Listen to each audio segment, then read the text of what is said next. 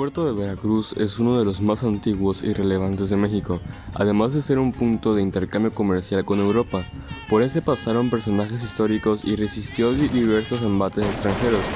Por esa razón, hoy te vamos a contar la historia que desemboca al escuchar sobre el 4 veces heroico puerto de Veracruz.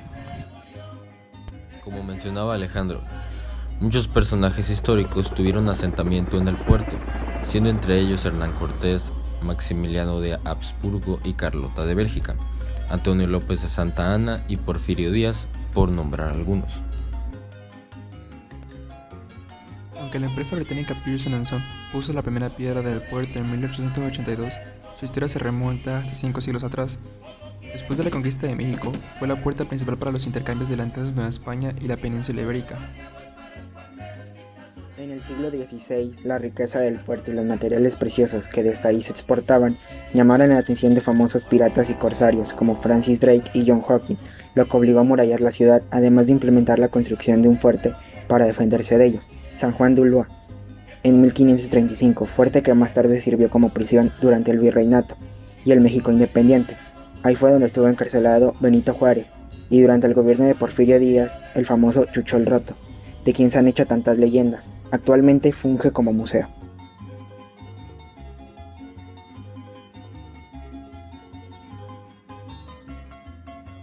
Esta protección fue útil para los futuros enfrentamientos que tuvieron que librarse contra otras naciones y que hicieron que el puerto fuera declarado como 4 veces heroico en 1948. Por más de 300 años, Veracruz fue el único puerto abierto para Europa y sigue como el más importante de nuestro país.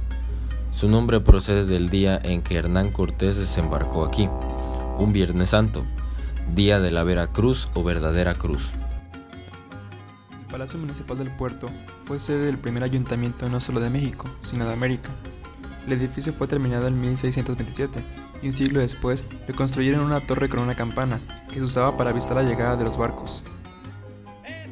El Zócalo es un punto de reunión de los locales, el cual fue finalizado en 1731. También se llama Plaza de Armas porque durante las guerras aquí se encontraban las tropas armadas.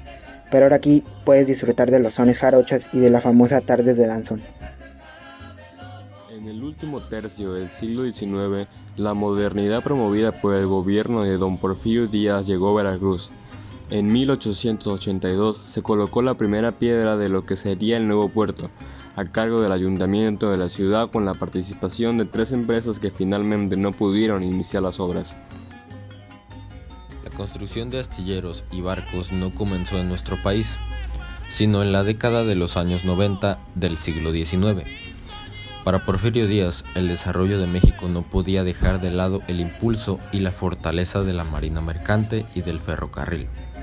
Los nuevos puertos necesitaban comunicarse y la red ferroviaria adquirió entonces un papel preponderante. El Ferrocarril Nacional de Tehuantepec fue uno de los ejercicios más trascendentes. El silbato de trenes dialogaba con la sirena de los barcos que, levando sus anclas, iniciaban travesías distintas a Nueva Orleans, a Nueva York y al viejo continente. El primer secretario de Comunicaciones y Obras Públicas, el general Manuel González de Cosío, celebró un contrato con el empresario Agustín Cerdán para llevar a cabo las obras del puerto, que reformaban algunas de las especificaciones, en 1893. Un par de años después, en 1895, se le encargó esta obra a un contratista, empresario y político inglés, Whitman Pearson. Cabe mencionar que este personaje se encargó también de realizar los puertos de Coatzacoalcos en el Golfo de México y Salina Cruz en el Pacífico. Las obras exteriores que darían abrigo y seguridad al puerto y las interiores que facilitarían sus operaciones, así como el muelle metálico de 180 metros de longitud, fueron concluidas en 1998 y a punto de finalizar se encontraba la escollera, hecha de hierro para proteger a la bahía de los vientos del norte. A principios del siglo XX, una de las preocupaciones fundamentales fue la seguridad en la navegación, por lo que el gobierno dedicó recursos para el alumbrado del Atlántico, preferentemente para la iluminación del puerto de Veracruz, que además de ser el puerto principal por su movimiento de buques nacionales y extranjeros, era el que se encontraba rodeado de más peligros. Para 1901, la longitud de costa iluminada ascendió a 785 millas marinas, en tanto que la superficie de mar iluminada alcanzó 12.371 millas marinas. Después de 7 años, el presidente Porfirio Díaz inauguró esos trabajos el 6 de marzo de 1902. En su discurso enfatizó la temporalidad de los mismos, diciendo: abierto para siempre el puerto de Veracruz, para todos y para siempre. Veracruz tuvo entonces la capacidad más que suficiente para recibir barcos de altura, que beneficiarían la economía nacional. Estas obras alcanzaron un costo de 30 millones de pesos. Desde entonces, el puerto ha sido uno de los puntos clave para la llegada de materias primas y la exportación de productos, y debido al incremento en el intercambio comercial en las últimas décadas, se determinó ampliar su capacidad instalada con la construcción del nuevo puerto de Veracruz. En la primera década del siglo XX, el puerto fue beneficiado también con diversos inmuebles que complementarían sus funciones, como los edificios de correos y telégrafos, de estilo neoclásico francés, eran necesarios para afianzar las comunicaciones hacia el puerto mismo y fueron finalizados en 1902. También la aduana marítima de mercado estilo neoclásico, edificada en 1906 también por la empresa Pearson, y son bajo del diseño del ingeniero Salvador Echegaray.